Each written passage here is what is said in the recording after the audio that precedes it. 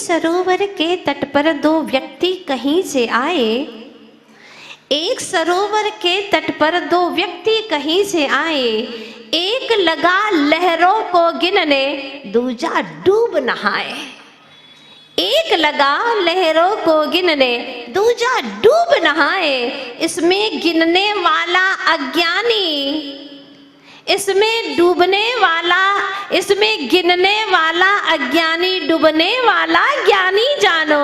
उसी तरह शास्त्रों का पाठी और अनुभवी पहचानो, और अनुभवी पहचानो।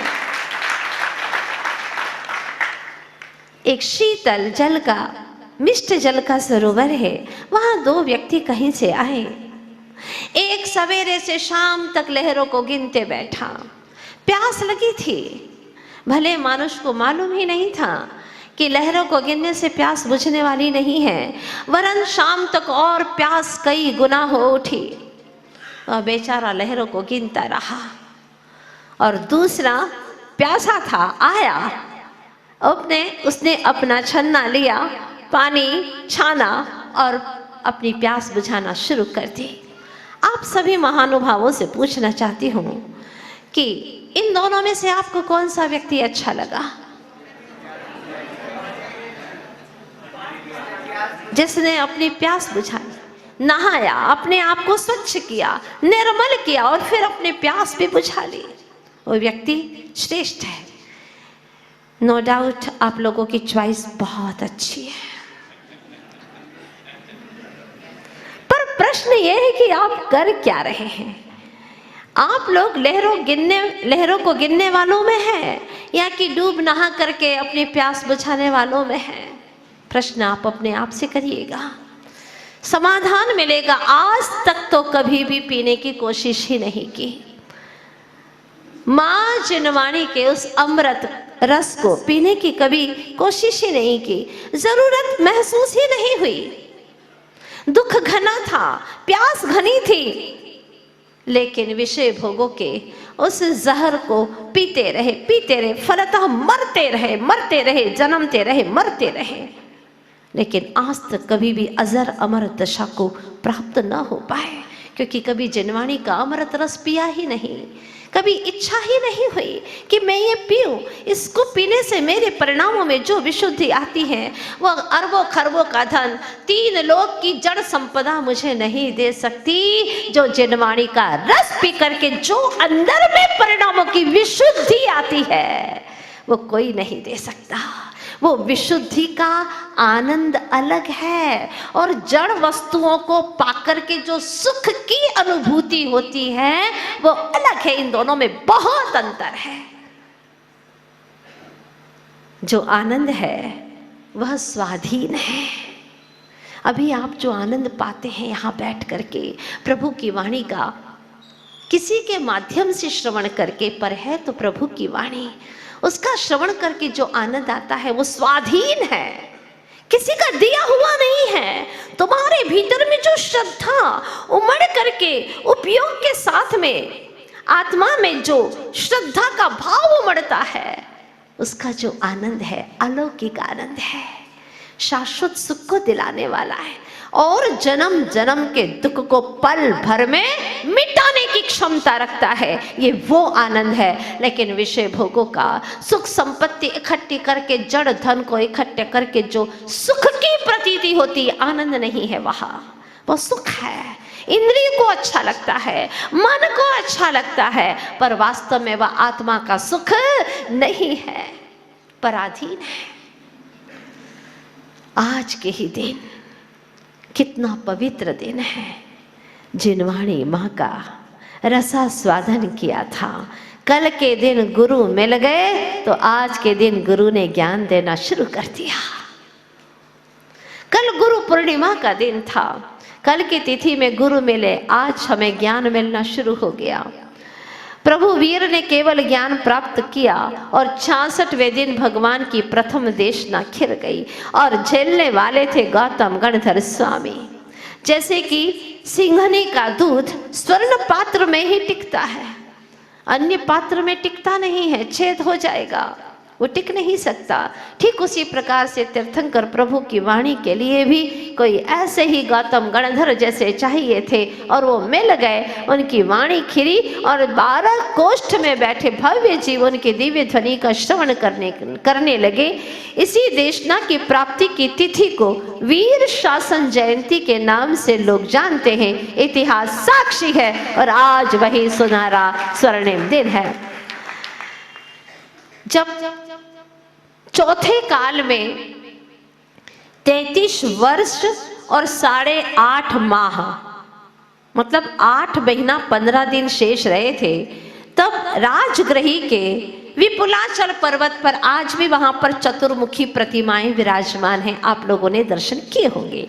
राजगृही के विपुलाचल पर्वत पर श्रावण कृष्णा प्रतिपदा एकम के दिन अभिजित नक्षत्र था। जब भगवान की प्रथम दिव्य ध्वनि खिरी, अभिजित नक्षत्र का समय था। उस मंगल वेला में अंतिम शास्ता तीर्थंकर प्रभु वर्धमान स्वामी की पहली देशना दिव्य ध्वनि के रूप में खिरी। लोगों ने प्रश्न किया, इनकी वाणी को ध्वनि क्यों कहा जाता है? ध्वनि अलग होती है और भाषा अलग होती है। तो फिर चंद्रप्रभ चरित्र में प्रश्न किया है कि आधी मागधी देश की भाषा और आधी सर्व जन समझे सर्व भाषा रूप भगवान की जो दिव्य ध्वनि खिरी है, जो कि अनेक भाषा रूप है, फिर भी उसको ध्वनि रूप क्यों कहा गया?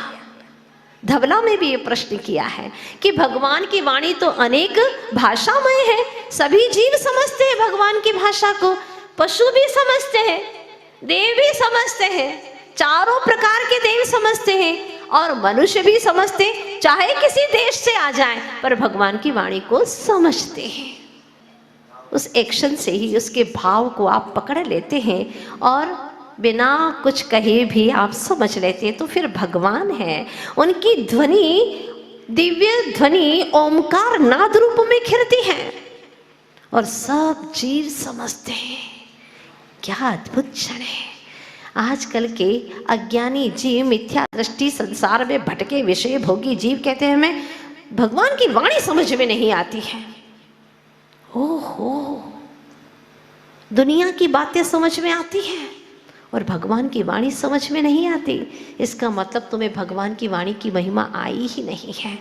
हम जब भगवान की वाणी को सुनाते हैं, आपको समझ में आती है कि नहीं आती है? आती है, सीधी हृदय में प्रवेश कर जाती है। सोचो, एक अल्पज्ञ की बात भगवान की वाणी जो हम आपको सुनाते, आपको समझ में आती है, तो जब साक्षात प्रभु की दिव्य ध्वनि को सुनोगे, आहा, आपकी पलकें झपकना भूल जाएगी। कैसे 6 घड़ी बीत जाती पता ही नहीं चलता। 24 मिनट की एक घड़ी, लगभग 2 घंटा 24 मिनट तक भगवान की दिव्य ध्वनि खिलती है और पता ही नहीं चलता। पलक झपकते ही समय पूरा हो जाता है। यहाँ पर लोग टाइम देखते, कितना समय हो गया, अब तो हो जाना चाहिए प्रवचन। देखते हो क्या? नहीं देखते हो ना? देखना भी नहीं चाहिए। जहाँ अरुचि होती है वहाँ बार बार टाइम देखा जाता है। फिर लोग सोचते हैं न जाने क्या हो गया माता जी को, हो सकता है घड़ी बंद हो गई हो, देखा न हो, टाइम तो हो जा रहा है। और अभी माता जी का प्रवचन उतार पर है, मतलब उनकी जो आवाज़ है ना वो थोड़ी मंद पड़ गई है, अब तो पूरा होने वाला है। अरे ये क्या हो गया, तो वापस फास्ट हो गए, पता नहीं कब तक चलेगा। ये अंदर की अरुचि, मिथ्यात्व है ना, वो आत्मा को शांत बैठने नहीं देता, आत्म रुचि प्रकट होने नहीं देता, जिनवाणी रुचने नहीं देता। पंचेंद्री के विषय भोग जो आत्मा के अहितकारी हैं, महाहितकारी हैं, दुख देने वाले, संसार के बंधन में भ्रमण कराने वाले हैं, बंधन में डालने वाले हैं, अनंत दुख रूप हैं, ये सारे तो रुचिकर लगते हैं। लेकिन जो आत्म रुचिकर होना चाहिए, अनंत सुख का कारण प्रभु की वाणी सारे दुखों को भुला देने वाली है, समस्याओं को मिटाने वाली है, ऐसी जिनेन्द्र वाणी प्रच्छन्न खलवय मघमयैरंधकारे समन्तात् पंथा मुक्ति स्थपटित पदे क्लेश करते लगादे तत्कस्तेन व्रजति सुखतो देव तत्त्वावभासे यद्य ग्रे न भवति भवत भारती रत्नदीपः। क्या बात कहते हैं वादिराज मुनिराज, हे प्रभु आपकी दिव्य ध्वनि तो रत्न दीपक के समान है, रत्न दीपक। अगर ये रत्न रूपी दीपक नहीं होता, माँ जिनवाणी नहीं होती, तो आज हम न जाने किस विषयों के गर्त में पड़े होते। कौन निकालता हमें कि ये तेरे लिए अहितकारी है। जब बेटा आग में हाथ डालने जाता है, अच्छी लगती है उसे, सुनहरी सुनहरी बड़ी अच्छी लगती है, मन को भाती है, लेकिन माँ कहती बेटा नहीं नहीं बेटा जल जाएगा। माँ बचाती है। हे माँ जिनवाणी, अगर आप न होती तो इस बालक को इस विषय की भट्टी में अपने जीवन को धोखने से कौन बचा पाता। माँ कौन बचा पाता। वरना अभी कहीं बैठे होते, दोस्तों की गपशप में इधर उधर की बातें करते, कर्मों का बंधन करते, विषयों का पोषण करते। और अगर तुम्हारा यह मिथ्यात्व अनंतानुबंधी कषाय के साथ में अशुभ लेशा होती, तो एक एक समय में, ध्यान दो चेतन आत्माओं, एक एक समय में 70 कोड़ा कोड़ी सागर का बंध कर सकते थे। अपने मित्रों की विषयानुराग की कथाओं में, थारी मारी की कथाओं में एक एक समय में 70 कोड़ा कोड़ी सागर का बंद कर लेते। लेकिन धन्य भाग्य है तुम्हारा, वहां का सारा संबंध तोड़ करके, मन को तैयार करके, चाहे कितनी दूरी हो मुझे तो जाना है। प्रभु ने क्या कहा है, 4 महीने तो मुझे श्रवण करना है, करना है श्रवण। परिणामों में विशुद्धि आती है, कषाय मंद हो गई और ऐसा लगता है प्रभु तेरी वाणी, ऐसा लगता है सुनते ही जाओ, सुनते ही जाओ। विश्वास होने लगा है कि प्रभु की वाणी सुन करके सारे कष्ट मिट जाते हैं, संकट खत्म हो जाते हैं, हर समस्या का समाधान मिलता है। परिणामों में जो विशुद्धि आती है, ये विश्वास होने लगा है। बस जो विश्वास होने लगा है, यही चातुर्मास का फल है। हजारों विषयानुरागी मिल करके आपको भीतर में आत्मा के प्रति रुचि प्रकट नहीं कर सकते। आप लोग जानना चाहेंगे कि आज की यह घटना किससे संबंधित है, कौन थे गौतम स्वामी। मैंने कई ग्रंथ पढ़े इसके पीछे और ढूंढने के बाद में मुझे उनकी कथा मिली। बड़ी प्यारी सी कथा है, जानना चाहेंगे। वीर शासन जयंती से संबंधित गौतम स्वामी कौन थे। राजगृही नगर में महावीर जी के, भगवान महावीर के जो मौसा थे, श्रेणिक राजा राज्य करते थे। उन्होंने गौतम गणधर के विषय में पूछा, प्रभु, हे प्रभु, अंतिम शासन नायक कहिए ना, दिव्य ध्वनि में आप बताइए कि गौतम गणधर स्वामी कौन है, कहाँ से आए हैं, जानना चाहता हूँ। आप अपनी दिव्य ध्वनि में कहिएगा। आप लोगों को अभी इसका भी समाधान पाना है कि दिव्य ध्वनि क्यों कहा है, भाषा क्यों नहीं कहा। तो आचार्य भगवान ने धवला में समाधान दिया इसका कि केवली के वचन एक इसी भाषा रूप है, हिंदी भाषा रूप है, संस्कृत भाषा रूप है या मराठी भाषा रूप है। 18 महाभाषा होती है ना, इसमें हिंदी कहीं नहीं है, ध्यान रखना। हाँ, हम बताएंगे आपको, आत्मबोध शिविर में सारी बातें बताने वाले हैं, तैयार है ना। बहुत अलौकिक चीजें मिलने वाली है वहां पर। एक दिन छूट गया तो गड़बड़ हो जाएगा, इसीलिए ध्यान देना। 18 महाभाषाओं में पढ़ते हैं ना आप लोग, 10 अष्ट महाभाषा समेत लघु भाषा 7 शतक सुचेत। लघु भाषाएं 700 है और महाभाषा है 18 महाभाषाएं। तो भगवान की वाणी इसी भाषा रूप है, ऐसा निर्देश नहीं किया जा सकता। इसीलिए भगवान के देशना को ध्वनि रूप कहा गया है। ये जवाब दिया, ये सिद्ध हो जाता, कोई एक भाषा रूप है ही नहीं, इसलिए इसको ध्वनि रूप में कह दिया गया है। और दिव्य इसलिए है क्योंकि दिव्य आत्मा की अपने मुखारविंद से निकली है, इसलिए दिव्य ध्वनि है। दूसरी बात, दिव्य आत्माओं के लिए सुनाई जा रही है, इसलिए भी वहां दिव्य ध्वनि रूप है। मतलब ये हो गया, जो भगवान की वाणी सुनेगा वो सामान्य नहीं होगा, वो दिव्य आत्मा होगा। आज नहीं तो कल उसका संसार का परिभ्रमण अवश्य छूटेगा। जब गौतम स्वामी के बारे में पूछा गया कि कौन थे वे, तब आचार्य भगवान की बात को गौतम गणधर के बारे में श्रेणिक राजा ने जब पूछा, और भी आचार्य भगवान वहां विराजमान थे, सभी हाथ जोड़ करके बैठे हैं, सभी चाह रहे हैं एक मत से कि सुनाई जाए ये कथा कि गौतम गणधर आखिर कौन थे। आप लोग भी जानना चाहते हैं ना, तो सुनिएगा। गौतम स्वामी का जीव विश्वलोचन पटरानी का जीव था। पटरानी थी वहां, बहुत बड़े विश्वलोचन राजा की पटरानी, बहुत बड़ा साम्राज्य, और रानी थी, लेकिन वह स्वच्छंद प्रवर्तन करना चाहती थी। बंधन में रहना उसे बिल्कुल पसंद नहीं था।